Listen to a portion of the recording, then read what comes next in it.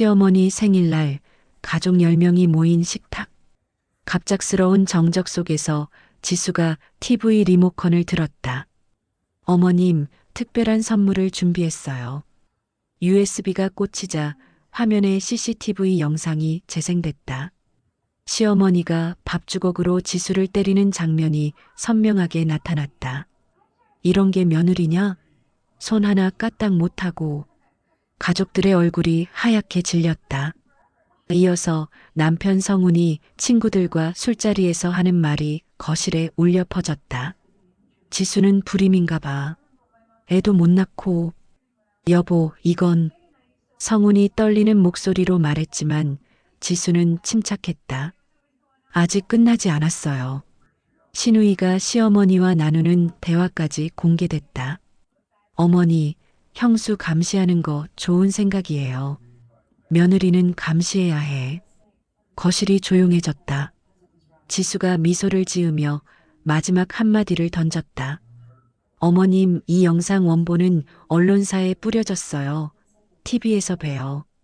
이야기를 시작하기 앞서 구독과 좋아요를 눌러주신다면 가정의 행운과 건강이 가득하실 거예요.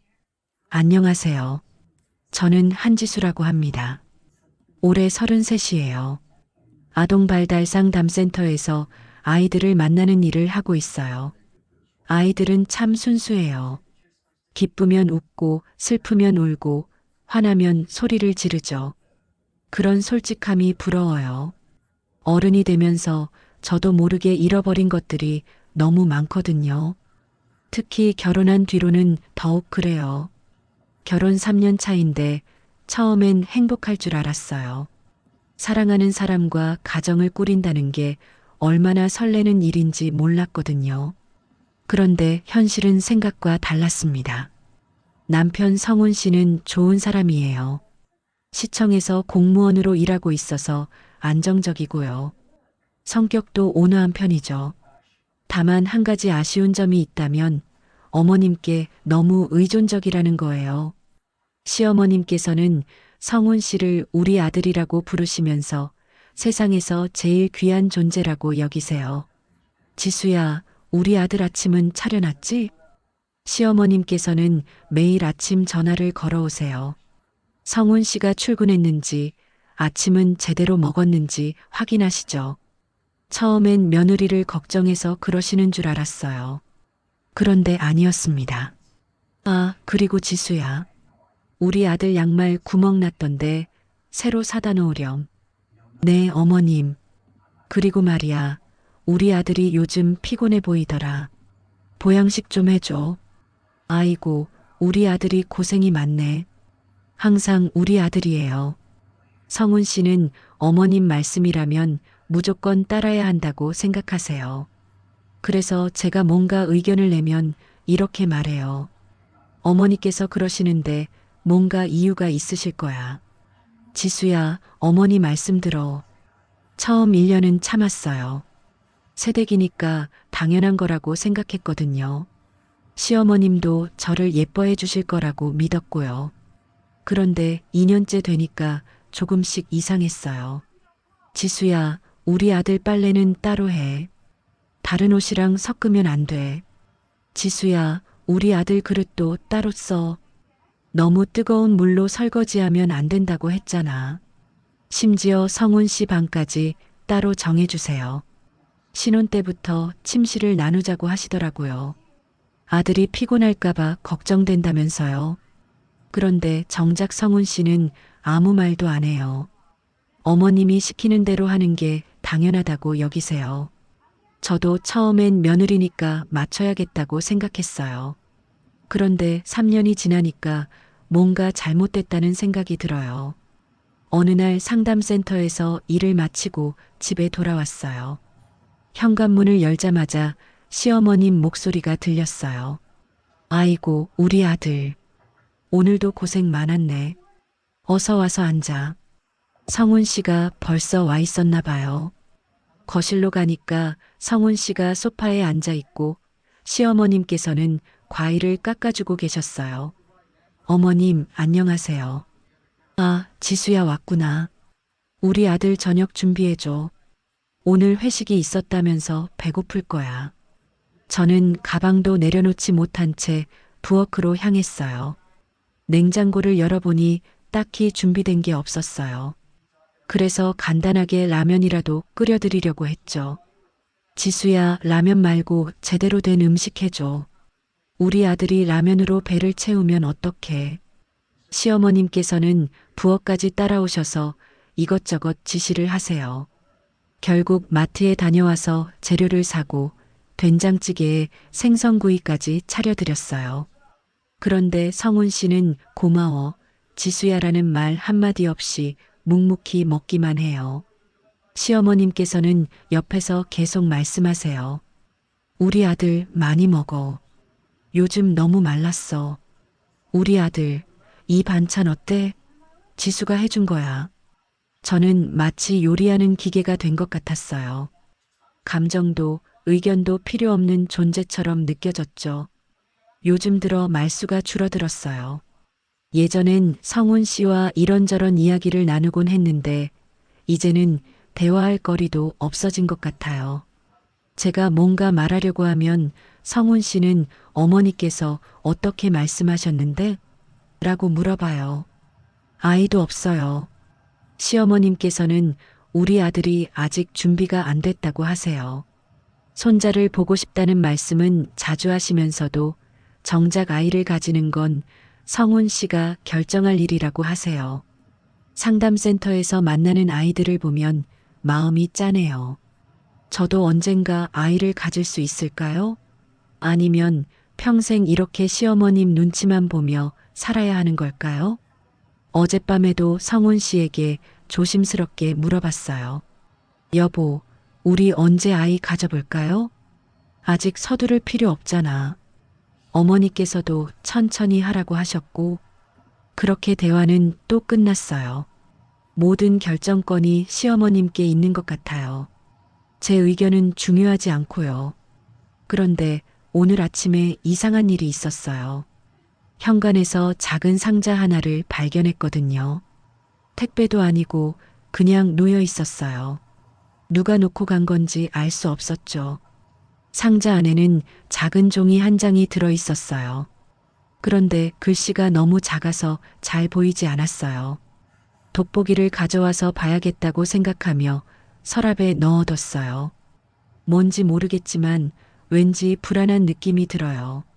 평범한 하루인데 마음이 편하지 않아요. 그 작은 상자를 발견한 지 일주일이 지났어요. 아직 돋보기로 종이를 자세히 보지 못했어요. 매일 바쁘게 지나가다 보니 깜빡하게 되더라고요. 그런데 오늘 시어머님께서 갑자기 이상한 말씀을 하셨어요. 지수야, 요즘 집에 이상한 일이 생기는 것 같아. 아침 식사를 준비하고 있는데 시어머님께서 심각한 표정으로 부엌에 들어오셨어요. 평소보다 일찍 오신 것 같았어요. 무슨 일이세요, 어머님? 글쎄, 집안에 누가 들어온 것 같다니까. 어제 분명히 식탁 위에 놓아둔 지갑이 조금 옮겨져 있더라고. 시어머님께서는 걱정스러운 목소리로 말씀하셨어요. 그런데 뭔가 어색했어요. 평소에 그런 사소한 일로는 크게 신경 쓰지 않으시는 분인데 말이에요. 혹시 성훈이가 옮겨놓은 건 아닐까요? 아니야. 우리 아들은 남의 물건 함부로 만지지 않아. 어릴 때부터 그렇게 교육했거든. 시어머님께서는 단호하게 말씀하셨어요. 그러더니 갑자기 환한 미소를 지으시며 말씀하셨어요. 그래서 말인데 CCTV를 설치하려고 해. 네. 저는 깜짝 놀랐어요. CCTV라니 갑자기 왜 그런 생각을 하시는 건지 이해할 수 없었거든요. 요즘 도둑들이 얼마나 나쁜지 알아? TV에서 보니까 빈집 노리고 들어와서 물건 훔쳐가더라고. 우리 집도 안전하다고 할 수 없잖아. 시어머님께서는 설득하시듯 말씀하셨어요. 그런데 표정이 너무 밝으셔서 오히려 이상했어요. 걱정된다고 하시면서 왜 이렇게 기뻐 보이시는 걸까요? 어머님, 우리 집에 그런 일이 있었나요? 평소에 문단속도 잘하고 있는데요. 지수야, 요즘 세상이 얼마나 무서운지 몰라. 미리 준비하는 게 좋아. 그리고 말이야. 시어머님께서는 한 걸음 더 가까이 오시더니 제 어깨에 손을 올리셨어요. 혹시나 해서 말인데 너도 조심해야 해. 젊은 여자 혼자 집에 있으면 위험할 수도 있거든. 왠지 모르게 등골이 서늘해졌어요. 시어머님의 손길이 따뜻해야 할 텐데 차갑게 느껴졌거든요. 그날 오후에 정말로 CCTV 설치 기사님이 오셨어요. 시어머님께서는 미리 연락해 두셨나 봐요. 저는 상담센터에서 돌아와서 집안이 난리가 난 걸 보고 놀랐어요.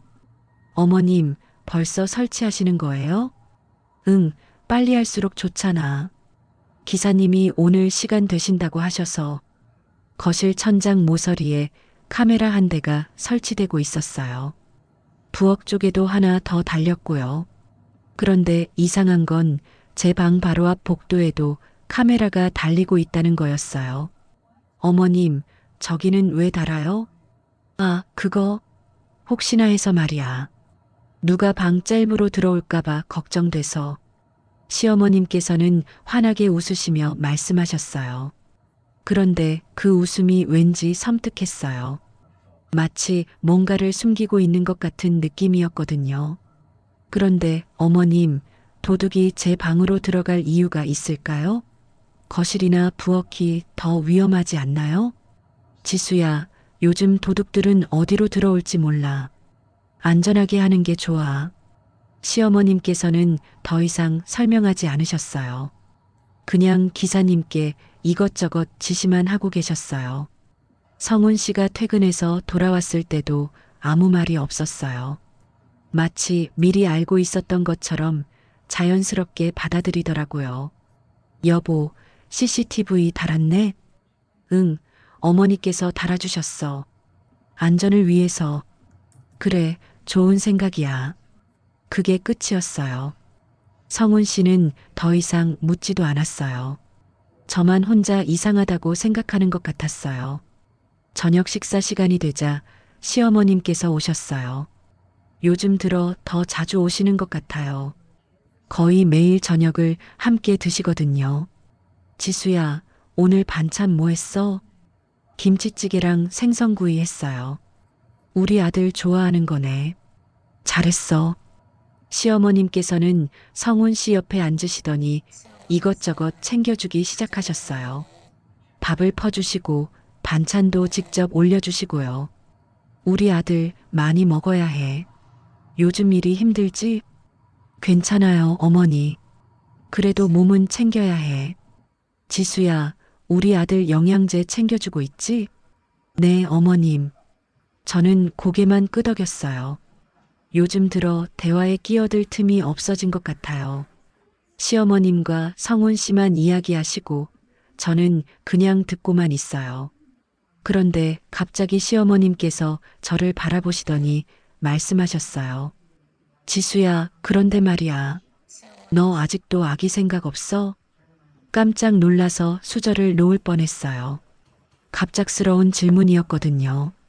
아, 그게 결혼한 지 벌써 3년이나 됐는데 내 나이가 몇인데 손자 얼굴 언제 볼 거야? 시어머님의 목소리가 점점 날카로워졌어요. 평소의 다정한 통과는 완전히 달랐어요. 어머님, 저희도 생각하고 있어요. 생각만 하면 뭐해? 실행을 해야지. 우리 아들도 이제 나이가 있는데. 성훈 씨는 가만히 밥만 먹고 있었어요. 제가 곤란해하는 걸 뻔히 보면서도 아무 말이 없었어요. 지수야, 혹시 아기 갖기 싫은 거야? 아니에요, 어머님. 그런 게 아니라. 그럼 뭐가 문제야? 건강에 이상이라도 있어? 시어머님께서는 계속 추궁하셨어요. 마치 신문하는 것 같았어요. 저는 점점 숨이 막히는 느낌이었어요. 어머님, 이런 이야기는 나중에. 나중에가 언제야? 지수야, 너 혹시 우리 아들이랑 사이가 안 좋아? 그런 게 아니에요. 그럼 뭔데? 솔직히 말해봐. 시어머님의 눈빛이 매서워졌어요. 마치 CCTV처럼 저를 감시하고 있는 것 같았어요. 그러고 보니 지금도 카메라가 우리를 찍고 있겠네요. 어머니, 그만하세요. 성훈 씨가 드디어 입을 열었어요. 하지만 시어머님을 말리는 게 아니라 저를 향해 말했어요. 지수야, 어머니 질문에 대답해. 정말 아기 갖기 싫은 거야? 저는 어이가 없었어요. 성훈 씨까지 시어머님 편에 서서 저를 몰아붙이는 거였어요. 여보, 이런 식으로 말하면 안 되잖아요. 그럼 어떻게 말해야 해? 솔직히 말해봐. 저는 더 이상 참을 수 없었어요. 목이 메어오는 걸 느끼면서도 억지로 말했어요. 저도 아기 갖고 싶어요. 하지만 이렇게 압박받으면서 가질 수는 없어요. 압박이라니? 당연한 걸 얘기하는 게 압박이야? 시어머님께서는 목소리를 높이셨어요. 그러더니 갑자기 차가운 미소를 지으시며 말씀하셨어요. 지수야, 혹시 다른 생각하고 있는 건 아니지? 무슨 말씀이세요? 글쎄, 요즘 젊은 여자들 보면 결혼해놓고도 자유롭게 살고 싶어 하더라고. 아기 갖기 싫어하고 말이야. 시어머님의 말이 마치 독침처럼 파고들었어요.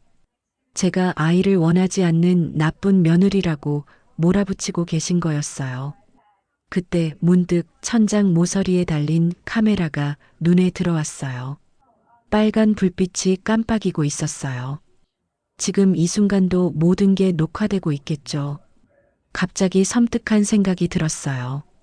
이 카메라들이 정말 도둑을 막기 위한 걸까요? 아니면 저를 감시하기 위한 걸까요? 식사를 마치고 시어머님께서 돌아가신 후에도 계속 불안했어요. 카메라가 저를 지켜보고 있다는 생각에 제대로 움직일 수도 없었어요. 성훈 씨는 평소처럼 TV를 보고 있었어요. 마치 아무 일도 없었던 것처럼요. 여보, 카메라 때문에 좀 불편해요. 왜? 안전을 위한 건데. 하지만 집안에서도 감시받는 느낌이에요. 과민 반응이야. 어머니께서 우리를 위해서 해주신 건데. 성훈 씨는 제 말을 대수롭지 않게 여겼어요. 오히려 제가 예민하다고 생각하는 것 같았어요. 그날 밤 잠자리에 들면서도 계속 신경이 쓰였어요. 복도에 달린 카메라가 제 방문을 향하고 있다는 게 너무 불편했어요. 마치 누군가가 계속 지켜보고 있는 것 같았거든요. 문득 일주일 전에 발견한 그 작은 상자가 생각났어요. 아직 돋보기로 제대로 보지 못한 종이 말이에요. 내일은 꼭 확인해 봐야겠다고 생각했어요. 뭔가 이상한 일들이 계속 일어나고 있어요. 처음엔 단순한 일이라고 생각했는데 점점 복잡해지고 있어요. 이게 과연 우연의 일치일까요? 어둠 속에서 천장을 바라보며 잠 못 이루는 밤이 길기만 했어요. CCTV가 설치된 지 보름이 지났어요. 그 사이 저는 조금씩 이상한 점들을 발견하게 됐어요. 시어머님께서 예전보다 더 자주 오시는 거예요. 거의 매일 아침에 들르셔서 이것저것 확인하시고 저녁에도 오셔서 함께 식사하세요. 그런데 오늘은 특별한 날이었어요. 추석이거든요. 시댁 식구들이 모두 모이는 날이에요. 아침 일찍부터 준비가 시작됐어요. 시어머님께서는 새벽 5시에 오셔서 저를 깨우셨어요. 지수야, 일어나. 오늘 음식 많이 해야 해. 네, 어머님. 지금 일어날게요. 눈을 비비며 일어났는데 시어머님께서는 벌써 부엌에서 이것저것 준비하고 계셨어요. 냉장고에서 재료들을 꺼내시면서 말씀하셨어요. 오늘 12명 온다. 큰아들네 가족 4명, 작은아들네 가족 3명, 시아주버님 가족 2명, 그리고 우리까지 12명이라니. 평소에도 음식 준비가 힘든데 이렇게 많은 사람들을 위해 차려야 한다니 막막했어요. 어머님, 어떤 음식들을 준비해야 할까요? 저는 6가지, 나물은 8가지, 탕은 3가지 해야 해. 그리고 갈비찜도 하고 잡채도 해야 하고. 시어머님께서 손가락으로 하나씩 세시며 말씀하셨어요. 제가 듣기만 해도 어지러운 양이었어요. 다른 분들은 도와주시지 않나요? 다른 분들? 지수야, 며느리가 해야 할 일이야. 손님들한테 일 시킬 수는 없잖아. 시어머님께서는 당연하다는 듯이 말씀하셨어요. 그러더니 한 가지 더 말씀하셨어요. 그리고 말이야, 오늘 실수하면 안 돼. 다들 보고 있을 거야. 무슨 의미인지 정확히는 모르겠지만 왠지 위협적으로 들렸어요. 오전 8시부터 본격적으로 요리를 시작했어요. 시어머님께서는 옆에서 지시만 하시고 실제 요리는 모두 제가 했어요. 지수야, 파전이 너무 두꺼워. 다시 해.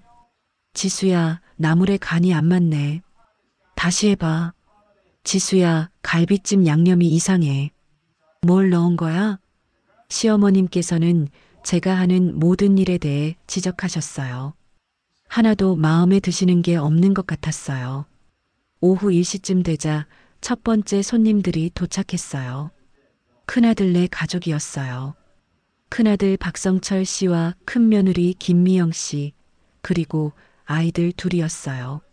어머님, 안녕하세요. 아이고, 우리 큰아들 왔네. 어서 와. 시어머님께서는 환하게 웃으시며 큰아들을 맞이하셨어요. 그런데 큰며느리에게는 시큰둥하셨어요. 미영아, 왔구나. 지수가 음식 준비하고 있으니까 좀 도와줘. 네, 어머님. 김미영 씨는 저보다 5살 많은 38세예요. 결혼한 지 10년 됐다고 하셨어요. 부엌으로 오시더니 조용히 말씀하셨어요. 지수야, 혼자 다 준비했어? 고생 많았네. 아니에요, 언니. 괜찮아요. 아니야, 이게 어디 혼자 할 일이야. 내가 도와줄게. 김미영 씨는 정말 도와주셨어요. 그런데 시어머님께서 보시더니 말씀하셨어요. 미영아, 넌 손님이니까 앉아 있어. 지수가 할게. 어머님, 제가 도와드릴게요. 아니야, 지수 혼자 해도 돼. 우리 며느리 일솜씨 좋거든. 시어머님께서는 김미영 씨를 거실로 내보내셨어요. 저는 다시 혼자가 됐어요. 이 시점에는 작은아들네 가족도 왔어요.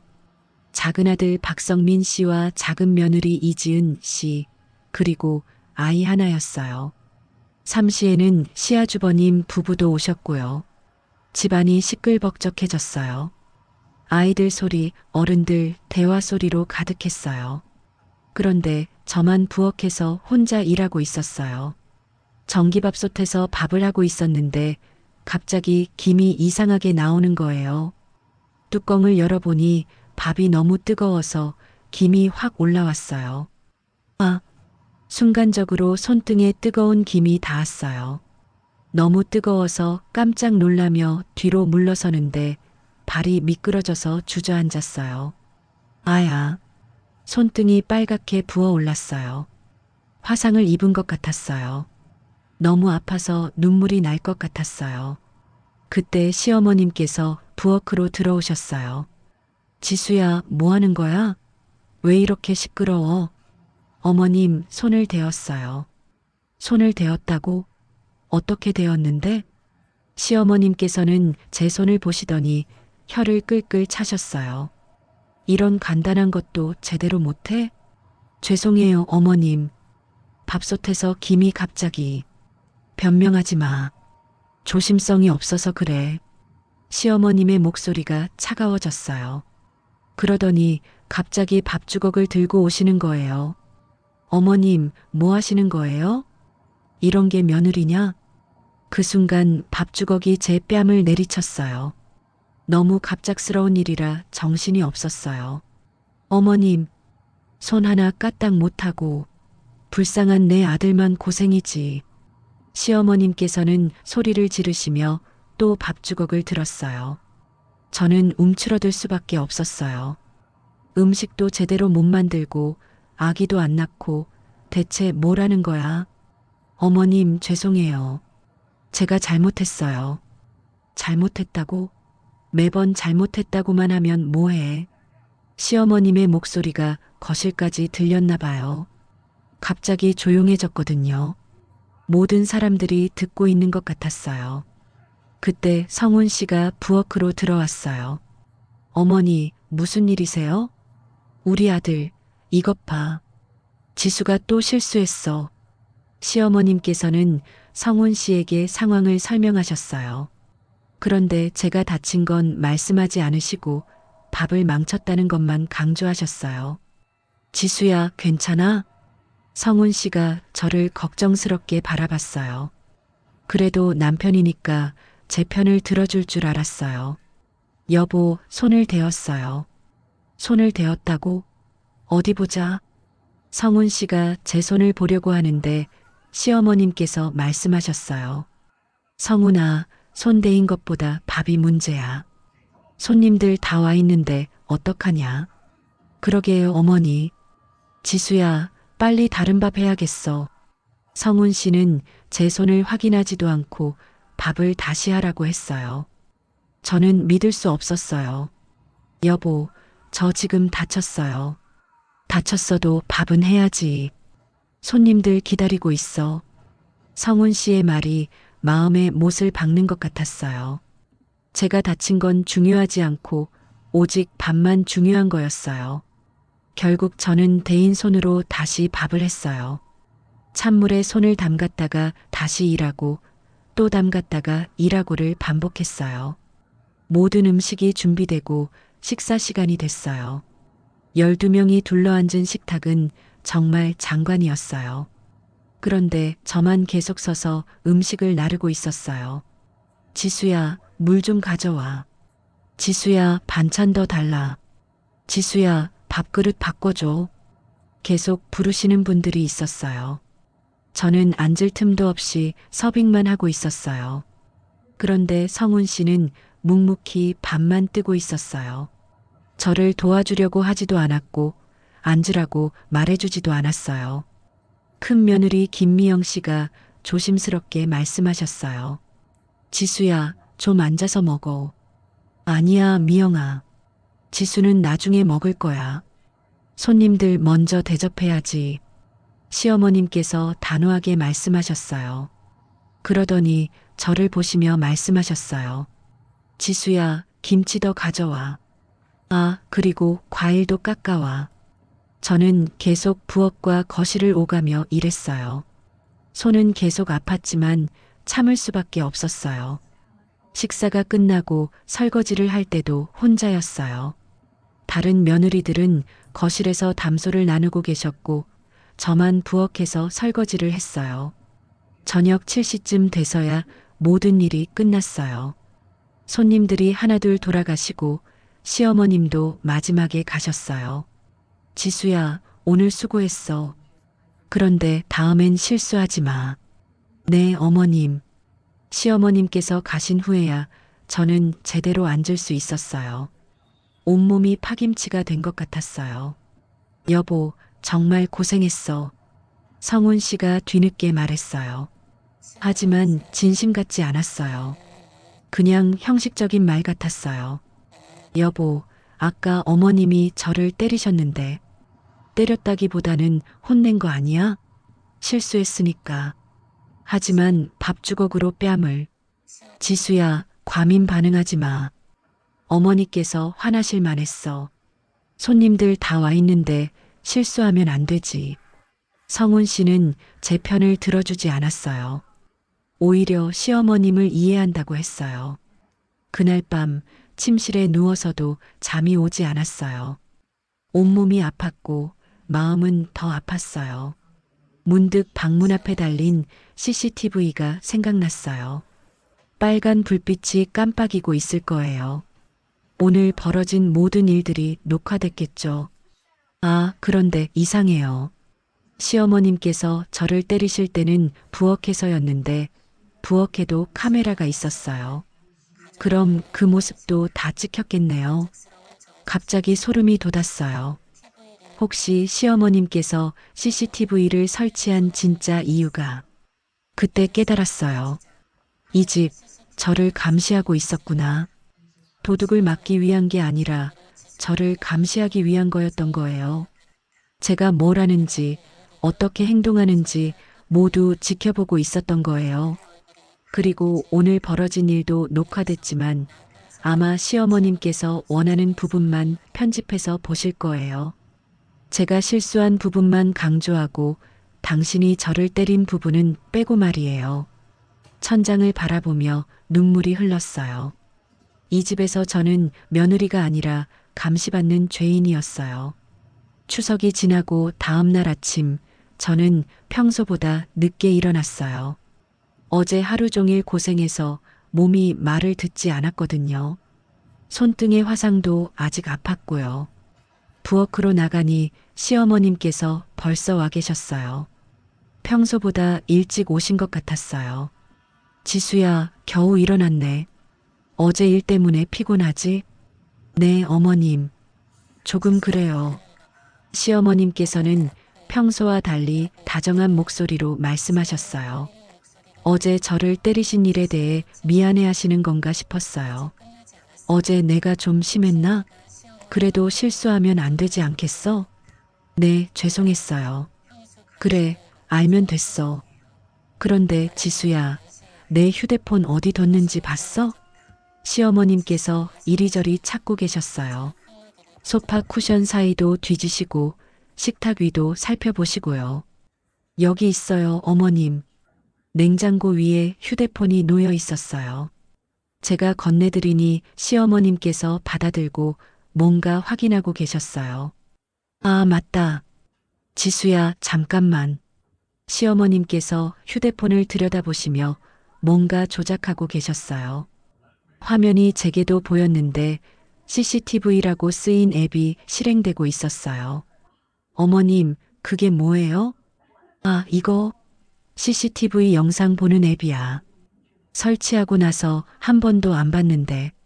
시어머님께서는 자연스럽게 말씀하시며 앱을 조작하고 계셨어요. 그런데 화면에 우리 집 거실이 나타났어요. 와, 정말 잘 찍히네. 화질도 좋고. 시어머님께서 감탄하시며 영상을 재생하고 계셨어요.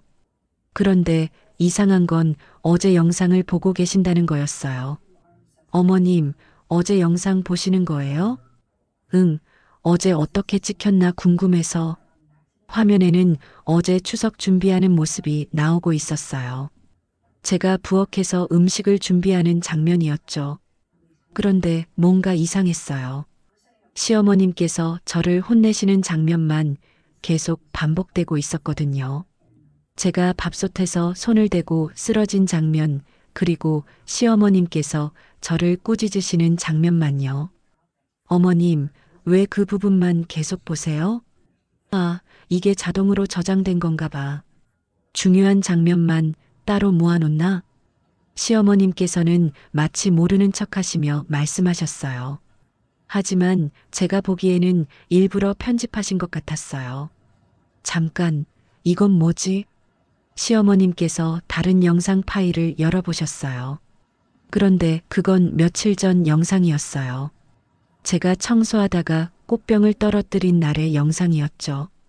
그 영상에서도 저는 계속 혼나고 있었어요. 시어머님께서 이런 것도 못하느냐고 꾸짖으시는 장면만 편집되어 있었어요. 지수야, 너 요즘 실수가 좀 잦네. 죄송해요, 어머님. 저는 점점 이상해졌어요. 왜 저를 혼내는 장면들만 따로 모아놓으신 걸까요? 그때 성훈 씨가 출근 준비를 하며 거실로 나왔어요. 어머니, 뭐 보고 계세요? 아, 성훈아. CCTV 영상 보는 중이야. 지수가 어떻게 지내는지 확인하려고. 아, 그래요? 어떤데요? 성훈 씨가 관심 있어 하며 휴대폰 화면을 들여다봤어요. 그런데 그의 표정이 묘하게 변했어요. 아, 이 영상들 말이에요? 응, 이거 회사에서도 봤지? 시어머님의 말에 저는 깜짝 놀랐어요. 회사에서도 봤다니 무슨 말씀이신 건가요? 여보, 무슨 말씀이에요? 아, 그게. 성훈 씨가 당황하며 말을 얼버무렸어요. 그런데 시어머님께서 태연하게 말씀하셨어요. 성훈이가 회사 사람들한테 보여줬어. 요즘 며느리들이 어떤지 말이야. 저는 머리가 하얘졌어요. 설마 제가 혼나는 영상을 회사 사람들에게 보여줬다는 건가요? 여보, 정말이에요? 지수야, 별거 아니야. 그냥 동료들이랑 이야기하다가. 별거 아니라니요? 제가 혼나는 모습을 다른 사람들에게 보여줬다고요? 저는 목소리가 떨렸어요. 믿을 수 없었거든요. 남편이 저를 그런 식으로 모욕할 줄은 꿈에도 몰랐어요. 지수야, 오해하지 마. 그냥 요즘 며느리들 교육이 잘 안 된다고 하길래. 교육이요? 저를 교육받아야 할 사람으로 보신 거예요? 그런 게 아니라. 성훈 씨가 변명하려고 했지만 시어머님께서 끼어드셨어요. 지수야, 뭐가 그렇게 화날 일이야? 사실대로 보여준 건데. 어머님, 그래도 이건 너무하잖아요. 너무하긴 뭐가 너무해. 실제로 내가 그랬잖아. 시어머님께서는 아무렇지도 않게 말씀하셨어요. 마치 당연한 일인 것처럼요. 저는 참을 수 없어서 성훈 씨의 휴대폰을 달라고 했어요. 정말로 회사 사람들에게 보여줬는지 확인하고 싶었거든요. 여보, 휴대폰 좀 보여주세요. 왜? 뭘 보려고? 정말 회사 사람들한테 보여줬는지 확인하고 싶어요. 성훈 씨는 망설이더니 휴대폰을 건네줬어요. 제가 카카오톡을 열어서 회사 단톡방을 확인했는데 정말로 있었어요. 어제 올린 영상이었어요. 제가 시어머님께 혼나는 영상 클립이었죠. 그리고 성훈 씨가 쓴 메시지가 있었어요. 잔소리 많은 아내의 일상 키읔키읔 어머니가 혼내셔야 정신 차림. 동료들의 댓글도 달려 있었어요. 형수님 고생이 많으시네요. 키읔키읔. 요즘 며느리들 버릇이 없어서 그래요. 어머님이 잘 교육시키시는군요.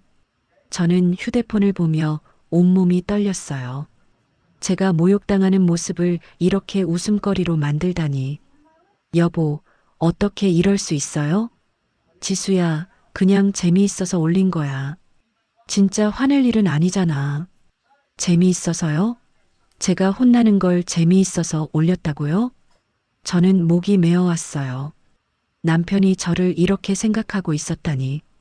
저는 그에게 웃음거리에 불과했던 거예요. 지수야, 과민 반응하지 마. 별거 아니야. 별거 아니라고요? 제 인격이 모독당하는 게 별거 아니라고요? 저는 더 이상 참을 수 없어서 소리를 질렀어요. 그런데 시어머님께서 차가운 목소리로 말씀하셨어요. 지수야, 목소리 낮춰. 뭐가 그렇게 억울해? 어머님, 이건 너무하잖아요.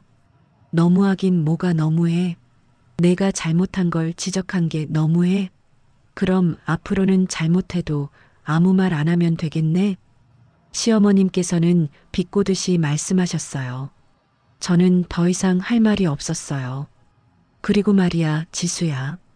내가 진짜 며느리 역할을 잘하고 있다고 생각해? 어머님, 아기도 안 낳고 집안일도 제대로 못하고 그러면서 자존심은 또 왜 그렇게 세? 시어머님의 말이 화살처럼 꽂혔어요. 제가 무능한 며느리라고 하시는 거였어요. 성훈 씨도 아무 말이 없었어요. 시어머님을 말리지도 않고 제 편을 들어주지도 않았어요. 저는 더 이상 견딜 수 없어서 방으로 들어갔어요. 문을 닫고 침대에 앉아서 울었어요. 억울하고 분하고 화가 났어요. 제가 이 집에서 대체 뭘 하고 있는 건지 모르겠어요. 며느리도 아니고 아내도 아니고 그냥 감시당하는 죄인 같았어요. 그날 오후 상담센터에 가서도 집중할 수 없었어요. 아이들과 상담하면서도 자꾸 아침에 있었던 일이 생각났어요. 퇴근길에 전자상가에 들렀어요. 작은 녹음기를 하나 사려고요. 손바닥만 한 크기의 초소형 녹음기였어요. 이거 얼마나 오래 녹음되나요? 8시간 연속 녹음 가능합니다. 음질도 아주 깨끗하고요. 배터리는 얼마나 지속되나요? 완전 충전하면 10시간 정도 사용 가능합니다. 저는 그 녹음기를 샀어요. 이제 더 이상 당하고만 있을 수는 없었거든요. 제가 어떤 일을 당하고 있는지 증거를 남겨야겠다고 생각했어요. 집에 돌아와서 녹음기를 가방 깊숙한 곳에 숨겼어요. 내일부터는 항상 들고 다닐 거예요. 시어머님과 성훈 씨가 저를 어떻게 대하는지 모두 녹음할 거예요. 그날 밤 거울을 보니 제 눈빛이 달라져 있었어요. 예전의 순한 눈빛이 아니라 뭔가 결연한 의지가 담긴 눈빛이었어요. 더 이상 당하고만 살지 않겠어요. 진실을 밝혀낼 거예요. 복도에 달린 CCTV의 빨간 불빛을 바라보며 다짐했어요. 이제 감시당하는 건 저만이 아닐 거라고 말이에요. 녹음기를 숨긴 후 침대에 앉아 있는데 문득 어린 시절이 떠올랐어요. 제가 10살 때 일이었어요. 그때 엄마는 늘 울고 계셨어요. 시댁에서 오신 할머니께서 엄마를 혼내실 때마다 엄마는 방 안에서 소리 없이 우셨거든요. 지수야, 엄마한테 와. 엄마가 저를 부르시면 꼭 안아주셨어요. 그런데 엄마의 품은 항상 떨리고 있었어요. 엄마, 왜 울어요? 안 울어. 엄마는 안 울어. 하지만 엄마의 눈은 빨갛게 부어 있었어요. 할머니께서 아들 뒷바라지도 제대로 못한다고 하시면 엄마는 하루 종일 말이 없으셨어요. 아빠는 그런 엄마를 보고도 아무 말씀이 없으셨어요. 오히려 할머니 편을 드시는 것 같았어요. 여보, 어머니께서 화내실 만해요. 좀 더 신경 써요. 그런 말씀을 하실 때마다 엄마는 더 작아지셨어요. 그러다가 엄마가 쓰러지신 날이 있었어요. 할머니께서 이런 며느리 받나라고 소리치신 후였어요. 엄마는 그 자리에서 그대로 주저앉으셨어요. 병원에 갔더니 의사 선생님께서 말씀하셨어요. 스트레스성 위궤양이 심하네요. 정신적 충격이 많으셨나 봅니다. 그때부터 엄마는 자주 아프셨어요. 밥도 제대로 못 드시고 밤에 자주 깨시고요. 할머니께서는 그런 엄마를 보시며 혀를 끌끌 차셨어요. 아프다고 집안일 안 할 건가? 며느리가 이래서야. 엄마는 아파도 참으셨어요. 약을 먹으면서도 집안일을 계속하셨어요. 제가 중학교 2학년이 되던 해봄, 엄마가 갑자기 많이 아프셨어요. 응급실에 실려가셨는데 그게 마지막이었어요. 위에 구멍이 뚫렸습니다. 너무 늦었어요. 의사 선생님의 말씀이 아직도 귀에 맴돌아요. 엄마의 장례식 날 할머니께서 말씀하셨어요. 아이고, 우리 아들 고생이 많았네. 이런 며느리 만나서. 그 말을 들었을 때 제 마음에 뭔가 단단한 게 생겼어요. 분노였을까요? 다짐이었을까요? 그날 밤 혼자 엄마 방에 앉아서 생각했어요. 나는 절대 그런 가정에 안 간다. 엄마처럼 시댁 눈치 보며 살지 않겠다고, 남편이 나를 보호해주지 않는 집에는 가지 않겠다고 다짐했어요. 그런데 지금 제 모습을 보세요. 완전히 엄마와 똑같잖아요. 시어머니의 눈치를 보고 남편은 저를 보호해주지 않고 저는 점점 작아지고 있어요. 손등의 화상을 바라봤어요. 빨갛게 부어오른 상처가 선명했어요. 엄마도 이런 마음이었을까요? 억울하고 분하지만 어디에도 말할 곳이 없고 남편마저 등을 돌리는 그런 심정 말이에요. 거울에 비친 제 모습이 엄마와 너무 닮아 있었어요. 초췌해진 얼굴, 힘없는 눈빛, 구부정한 어깨까지. 아, 저도 엄마처럼 되어가고 있구나. 그때 결심했어요. 엄마는 끝까지 참으시다가 돌아가셨지만 저는 다를 거라고.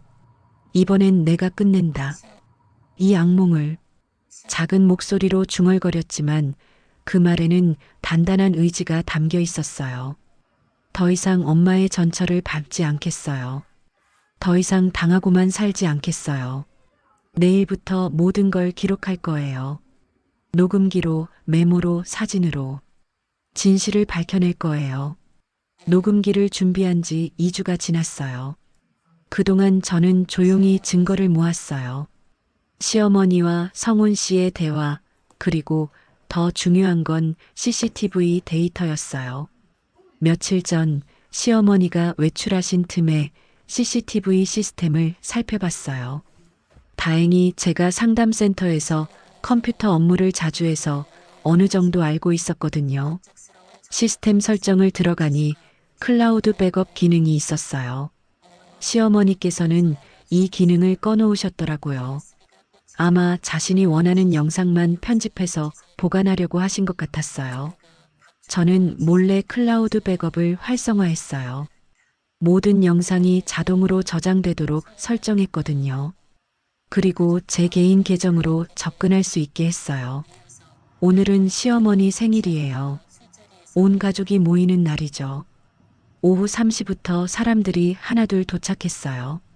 큰아들네 가족, 작은아들네 가족, 그리고 시누이 박은정 씨까지 총 10명이 모였어요. 어머니 생일 축하드려요. 아이고, 우리 딸. 멀리서 왔네. 시누이 은정 씨는 작년에 결혼해서 부산에 살고 있어요. 오늘 특별히 올라오셨다고 하셨어요. 지수야, 오늘 음식 많이 준비했지? 네, 어머님. 어머님이 좋아하시는 갈비찜도 했어요. 그래, 잘했어. 그런데 지수야, 요즘 얼굴이 좀 어둡네. 무슨 일 있어? 시어머님께서 저를 유심히 보시며 물어보셨어요. 하지만 걱정해서가 아니라 뭔가 확인하려는 느낌이었어요. 아니에요, 어머님. 괜찮아요. 그래, 그럼 다행이고. 오늘은 우리 가족끼리 즐겁게 보내자. 식사가 시작됐어요. 저는 평소처럼 서빙을 했지만 오늘은 마음가짐이 달랐어요. 가방에 숨긴 녹음기가 모든 대화를 기록하고 있었거든요. 어머니, 건강하게 오래오래 사세요. 그러게요, 어머님. 저희가 효도 많이 할게요. 가족들이 축하 인사를 드리는 가운데 시누이 은정 씨가 저를 보며 말했어요. 형수, 요즘 어때요? 시댁 생활 적응 잘하고 있어요? 네, 은정 씨. 잘하고 있어요. 그래요? 그런데 형수, 아직도 아기 소식이 없네요? 갑작스러운 질문에 식탁이 조용해졌어요. 모든 시선이 저에게 집중됐어요. 은정아, 그런 말하지 마. 큰 며느리 미영 씨가 말렸지만 은정 씨는 계속했어요. 아니, 궁금해서요. 결혼한 지 벌써 3년인데. 은정 씨, 그건. 형수, 혹시 아기 갖기 싫어하는 거 아니에요? 요즘 젊은 여자들은 그런다면서요. 은정 씨의 말이 날카로웠어요. 시어머님께서는 아무 말씀 안 하시고 지켜보고 계셨어요. 그때 성훈 씨가 입을 열었어요. 은정아, 그냥 놔둬. 지수가 알아서 할 거야. 오빠, 그래도 어머니는 손자 얼굴 보고 싶으실 텐데요. 맞아, 은정아. 어머니가 얼마나 손자를 기다리시는데. 작은아들 성민 씨도 끼어들었어요. 저는 점점 궁지에 몰리는 느낌이었어요. 어머니, 케이크 가져올게요. 저는 자리를 피하려고 일어났어요. 부엌에서 케이크를 준비하면서 심호흡을 했어요. 오늘이 마지막이에요. 더 이상 참지 않을 거예요. 케이크를 들고 거실로 돌아왔어요. 촛불을 켜고 생일 축하 노래를 불렀어요. 생일 축하합니다. 생일 축하합니다. 시어머님께서 촛불을 끄시고 소원을 빌었어요. 그리고 케이크를 자르시며 말씀하셨어요. 올해는 꼭 손자 얼굴을 보고 싶구나. 모든 시선이 또 저에게 향했어요. 저는 미소를 지으며 말했어요. 어머님, 오늘 특별한 선물을 준비했어요. 선물? 뭔데? 저는 가방에서 USB를 꺼냈어요. 그리고 TV를 켰어요. 지수야, 뭐라는 거야? 성훈 씨가 당황해서 물어봤어요. 하지만 저는 태연하게 USB를 TV에 꽂았어요. 어머님께서 항상 보고 싶어 하시던 영상이에요. 화면에 CCTV 메뉴가 나타났어요. 가족들이 웅성거리기 시작했어요. 지수야, 이게 뭐야? 시어머님의 목소리가 날카로워졌어요. 하지만 저는 이미 파일을 선택하고 있었어요. 첫 번째 영상이 재생됐어요. 지난주 시어머님께서 저를 혼내시는 장면이었어요. 이런 게 며느리냐? 손 하나 까딱 못하고 시어머님께서 밥주걱으로 저를 때리는 장면이 선명하게 나왔어요. 가족들의 얼굴이 하얗게 질렸어요. 지수야, 이거 왜? 어머님, 아직 더 있어요. 두 번째 영상이 재생됐어요. 성훈 씨가 친구들과 술을 마시며 하는 대화였어요. 지수는 불임인가 봐. 애도 못 낳고. 그래. 그럼 답답하겠다. 어머니가 계속 재촉하시는데 뭐 어쩌겠어. 병원 검사도 받아봤는데 문제 없다던데. 성훈 씨가 저를 비웃으며 하는 말이 거실에 울려 퍼졌어요. 성훈 씨의 얼굴이 창백해졌어요. 여보, 이건 아직 끝나지 않았어요. 세 번째 영상이 재생됐어요. 시누이 은정 씨가 시어머님과 나누는 대화였어요. 어머니, 형수 감시하는 거 좋은 생각이에요.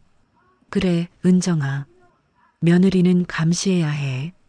CCTV 설치한 거 잘했어요. 형수가 뭘 하는지 다 보이잖아요. 맞아. 요즘 젊은 며느리들은 믿을 수가 없어. 은정 씨가 손으로 입을 막았어요. 자신의 말이 녹화된 걸 몰랐던 거예요. 거실이 조용해졌어요. 모든 사람들이 말을 잃었어요. 아이들마저 분위기를 눈치채고 조용히 있었어요. 저는 리모컨을 내려놓고 웃으며 말했어요. 어머님, 생일 선물 마음에 드세요? 지수야, 이게 뭐 하는 짓이야? 시어머님께서 소리를 지르셨어요. 하지만 저는 침착했어요. 저는 그냥 진실을 보여드린 거예요. 어머님께서 항상 CCTV를 확인하고 싶어 하셨잖아요. 지수야, 그만해. 성훈 씨가 일어나서 저를 말렸어요. 하지만 저는 한 걸음도 물러서지 않았어요. 여보, 왜 그만하라고 해요? 이게 바로 우리 가족의 진짜 모습인데요. 큰 며느리 미영 씨가 조용히 말했어요. 지수야, 이건 너무하지 않아? 언니, 뭐가 너무해요? 사실을 말하는 게 너무한 거예요? 저는 가족들을 하나씩 바라보며 말했어요. 어머님, 그리고 여러분. 이 영상들의 원본은 이미 언론사에 갔어요. 순간 거실이 더욱 조용해졌어요. 모든 사람들의 얼굴이 하얗게 질렸어요. 뭐라고? 시어머님께서 떨리는 목소리로 물어보셨어요. 며느리 학대와 가정폭력에 관심 있는 기자님께 보냈어요. 아마 내일이면 기사가 나올 거예요. 지수야, 미쳤어? 성훈 씨가 소리쳤어요. 하지만 저는 전혀 동요하지 않았어요. 미쳤다고요? 3년 동안 당하기만 했는데 이제 제가 미쳤다고 하시는 거예요? 시어머님께서 저에게 다가오려고 했지만 저는 한 걸음 뒤로 물러섰어요. 어머님, 이제 끝이에요. 더 이상 저를 감시하지도 모욕하지도 마세요. 거실에 흐르는 정적이 무거웠어요. 모든 사람들이 어떻게 반응해야 할지 몰라 하고 있었어요. 저는 마지막으로 말했어요. 생일 축하드려요, 어머님.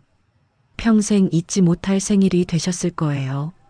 그날 밤은 잠을 이룰 수 없었어요. 집안이 너무 조용했어요. 시어머님과 성훈 씨는 저와 눈도 마주치지 않으셨고 다른 가족들도 급하게 돌아가셨거든요. 새벽 5시쯤 되니 성훈 씨가 제 방문을 두드렸어요. 지수야, 나와봐. 얘기 좀 하자. 거실로 나가니 시어머님과 성훈 씨가 심각한 표정으로 앉아 계셨어요. 지수야, 어제 그 영상 삭제해. 성훈 씨의 첫마디였어요. 하지만 저는 고개를 저었어요. 이미 늦었어요. 기자님께 보냈다고 했잖아요. 진짜 보낸 거야? 네, 어젯밤에 보냈어요.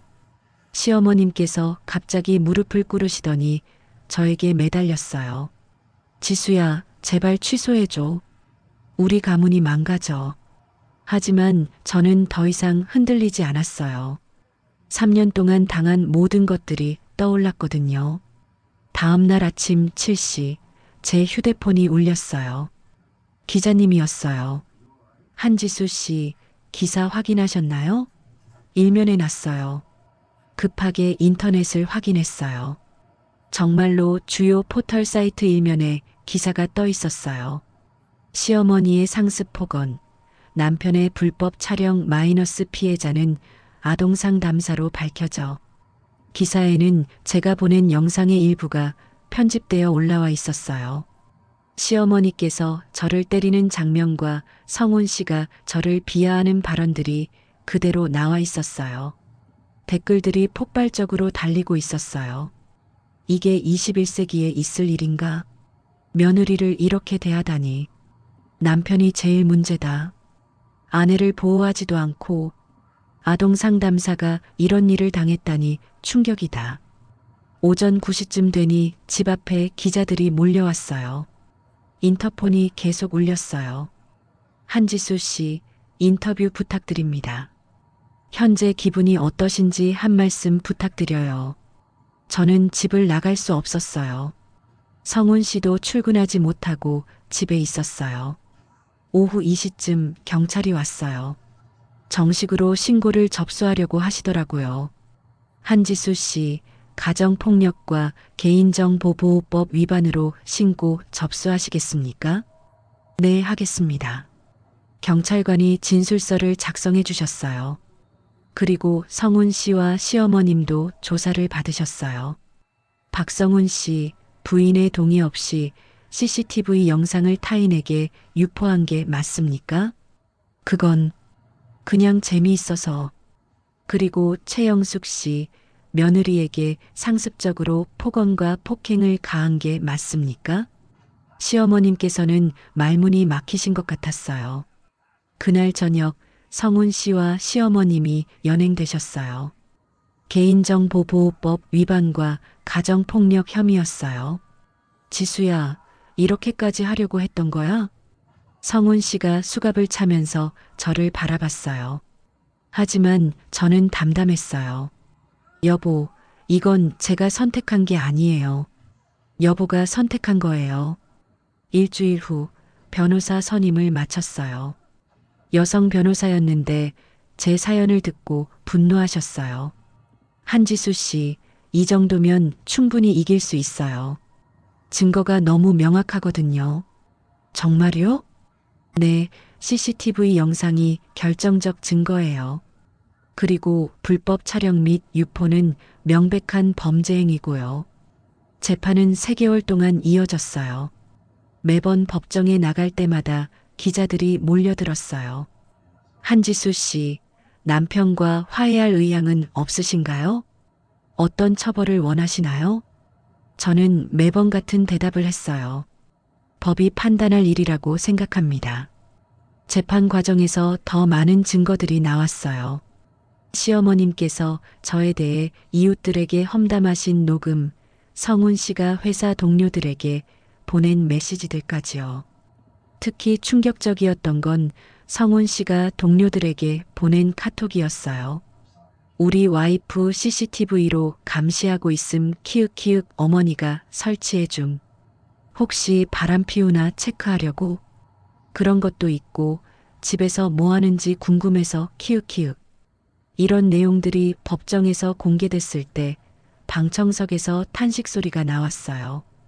판사님께서 말씀하셨어요. 이는 명백한 사생활 침해이며 인격권 침해입니다. 더욱이 피해자는 아동 상담사로 사회적 신뢰가 중요한 직업을 가지고 계신데 이런 식으로 사생활을 노출시킨 것은 용납할 수 없습니다. 최종 판결이 나왔어요. 시어머님께서는 명예훼손 및 개인정보보호법 위반으로 벌금 500만 원과 사회봉사 200시간을 선고받으셨어요. 성훈 씨는 불법 촬영 및 가정폭력으로 징역 6개월에 집행유예 2년을 받았어요. 그리고 저는 위자료 3억 원과 주택명예 이전 판결을 받았어요. 한지수 씨가 받은 정신적 피해는 매우 크며 이에 상응하는 배상이 필요하다고 판단됩니다. 판사님의 마지막 말씀이었어요. 재판이 끝나고 법원을 나서는데 기자들이 몰려들었어요. 한지수 씨, 지금 기분이 어떠세요? 남편과 시어머니에게 하고 싶은 말이 있으신가요? 앞으로 계획은 어떻게 되시나요? 저는 잠시 생각해 보다가 말했어요. 3년 동안 참았던 시간들이 헛되지 않았다는 생각이 들어요. 저와 같은 처지에 있는 분들에게 도움이 됐으면 좋겠어요. 한 기자가 마지막 질문을 했어요. 그 CCTV 영상 왜 공개하셨나요? 저는 미소를 지으며 대답했어요. 그들이 만든 눈이 결국 그들 자신을 지켜봤으니까요. 그 말을 마지막으로 저는 법원을 떠났어요. 집에 돌아가니 이삿짐을 쌀 준비가 되어 있었어요. 이제 이 집은 제 소유였지만 더 이상 여기서 살고 싶지 않았어요. 새로운 곳에서 새로운 시작을 하려고 해요. 가방을 챙기면서 그 작은 녹음기를 발견했어요. 이 작은 기계가 제 인생을 바꿔놓았네요. 현관을 나서면서 마지막으로 집을 둘러봤어요. 복도에 달린 CCTV가 여전히 빨간 불빛을 깜빡이고 있었어요. 저는 카메라를 향해 작별 인사를 했어요. 안녕. 이제 다른 사람들을 감시해봐. 그리고 문을 닫았어요. 영원히. 1년이 지났어요. 계절이 한 바퀴 돌아서 다시 가을이 왔어요. 지금 저는 트라우마 피해자 상담센터에서 일하고 있어요. 강남구에 있는 작은 센터인데 저처럼 가정폭력이나 정서적 학대를 당한 분들을 돕는 곳이에요. 오늘은 특별한 날이에요. 센터에서 진행하는 음악치료 프로그램의 발표의 날이거든요. 지수 선생님, 카메라 설치 다 됐어요. 동료 김소영 선생님께서 말씀해 주셨어요. 오늘 아이들의 음악회를 영상으로 기록하기로 했거든요. 아이들이 하나둘 모여들기 시작했어요. 모두 다양한 상처를 가진 아이들이에요. 부모의 이혼, 가정폭력, 방임 등으로 마음의 깊은 상처를 받은 아이들이죠. 선생님, 저 긴장돼요. 초등학교 3학년 민수가 제 옆으로 왔어요. 이 아이는 아빠의 폭력을 목격하고 트라우마를 겪었던 아이예요. 괜찮아, 민수야. 천천히 하면 돼. 그런데 선생님, 저기 카메라 있어서 무서워요. 민수가 영상 카메라를 가리키며 말했어요. 저도 한때는 카메라가 무서웠죠. 감시당한다는 느낌 때문에요. 민수야, 그 카메라는 우리를 감시하는 게 아니라 우리의 멋진 모습을 기록하는 거야. 정말요? 그럼 나중에 이 영상을 보면서 내가 이렇게 멋지게 연주했구나 하고 기뻐할 수 있을 거야. 민수가 안심한 듯 웃었어요. 저도 따라서 웃었어요. 음악회가 시작됐어요. 아이들이 각자 준비한 악기로 연주를 했어요. 피아노, 바이올린, 플루트, 기타까지 다양했어요. 처음엔 떨리는 모습이었지만 점점 자신감을 찾아가는 아이들을 보니 마음이 뭉클했어요. 선생님들도 뭔가 해주세요. 아이들이 손뼉을 치며 말했어요. 저는 잠시 망설이다가 앞으로 나갔어요. 그럼 선생님이 노래 한 곡 불러줄게. 저는 봄날이라는 노래를 불렀어요. 예전에 엄마가 좋아하셨던 노래였어요. 부르면서 문득 지난 1년이 떠올랐어요. 재판이 끝난 후 힘든 시간들이 있었어요. 우울증도 왔고 사람들을 믿기 어려워진 적도 있었거든요. 하지만 이 일을 시작하면서 조금씩 회복됐어요. 저와 비슷한 상처를 가진 사람들을 돕다 보니 저 자신도 치유되는 느낌이었어요. 노래가 끝나자 아이들이 박수를 쳤어요. 선생님, 목소리가 정말 예뻐요. 선생님도 슬픈 일이 있었어요? 7살 은하가 순진한 목소리로 물어봤어요. 저는 잠시 생각해 보다가 대답했어요. 응, 선생님도 슬픈 일이 있었어. 하지만 지금은 괜찮아. 어떻게 괜찮아졌어요? 좋은 사람들을 만나고 좋은 일을 하다 보니까 괜찮아졌어. 아이들이 고개를 끄덕였어요. 아직 완전히 이해하지는 못하겠지만 언젠가는 알게 될 거예요. 음악회가 끝나고 정리를 하면서 카메라를 바라봤어요. 1년 전에는 카메라가 저를 감시하는 무서운 도구였어요. 하지만 지금은 아름다운 순간들을 기록하는 고마운 도구가 됐어요. 소영 선생님, 오늘 영상 잘 나왔을 것 같아요. 네, 아이들 표정이 정말 밝았어요. 부모님들이 보시면 좋아하실 거예요. 이젠 카메라가 사람을 감시하는 게 아니라 회복을 기록하길 바라요. 소영 선생님이 저를 바라보며 미소 지었어요. 지수 선생님, 정말 많이 달라지셨어요. 처음 오셨을 때와는 완전히 다른 사람 같아요. 그래요? 어떻게요? 눈빛이 달라졌어요. 예전엔 뭔가 불안해 보였는데 지금은 평화로워 보여요. 저는 거울로 제 모습을 확인해 봤어요. 정말로 달라진 것 같았어요. 표정도 밝아지고 자세도 당당해진 것 같았어요. 퇴근길에 손목을 바라봤어요. 작은 문신이 있어요. 아리씨라고 새겨진 문신이요. 이 문신을 한 건 6개월 전이었어요. 제게는 특별한 의미예요. 다시 기록하라는 뜻이거든요. 이제는 감시당하는 기록이 아니라 제가 원하는 기록을 남기고 싶어요. 행복한 순간들, 성장하는 모습들, 사랑받는 경험들을 기록하고 싶어요. 집에 도착해서 오늘 있었던 일들을 일기에 적었어요. 예전에는 일기 쓰는 것도 무서웠어요. 누군가 볼까봐 걱정했거든요. 하지만 지금은 당당해요. 제 생각과 감정을 솔직하게 기록해요. 오늘도 좋은 하루였다. 아이들이 점점 밝아지는 모습을 보니 뿌듯했다. 나도 그들처럼 조금씩 치유되고 있는 것 같다. 일기를 쓰고 나서 창밖을 바라봤어요. 별이 반짝이고 있었어요. 1년 전 이맘때는 절망적이었어요. 하지만 지금은 희망을 봐요. 앞으로의 날들이 기대돼요.